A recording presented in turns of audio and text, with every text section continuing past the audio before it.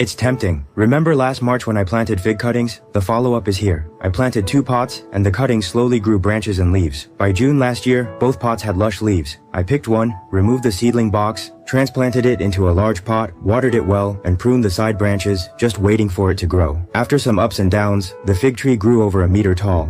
By last August, the leaves were more lush, and the main trunk was as thick as a finger. Looking up, many branches had grown, and it finally bore fruit, small ones about the size of soybeans. Last September, I watched the fig grow a bit larger, hoping it would ripen. However, by late October, the weather got cold, and the fig leaves began to wither and fall. The fruit hadn't matured yet, and was almost dried up, with the fallen ones drying up too. By January and February of last year, the small tree lost all its leaves, but many buds were forming on the branches. By late March this year, new life had sprung up again. The branches have come back to life, with buds sprouting small green leaves that look particularly tender. I'm curious if these are edible. By early April, more leaves had grown, and I wasn't sure if I would be able to eat figs this year. By the end of April, the cluster of leaves had grown large, about the size of my hand, and 2 low-positioned side shoots appeared on the main trunk, which I pruned off. Since it was the growing season for the young tree, I applied some slow-release fertilizer to the pot, and it continued to grow more vigorously. By late May, it had grown into a big pot, and surprisingly, fruits were forming at the petiole base. Some were cherry-sized, others like millet grains. I quickly added some organic fertilizer and watered it with high phosphorus and potassium fertilizer, which helps fruit growth. By June, I could vaguely see many figs.